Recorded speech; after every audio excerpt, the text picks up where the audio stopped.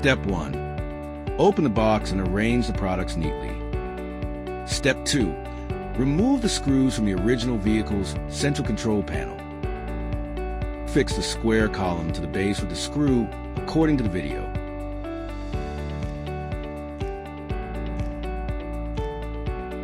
Repeat the same process on the other side. Step 3. Secure the crossbar to the newly installed square column using bolts. Step 4. Fix the bracket onto the crossbar, then install the magnetic mount onto the bracket.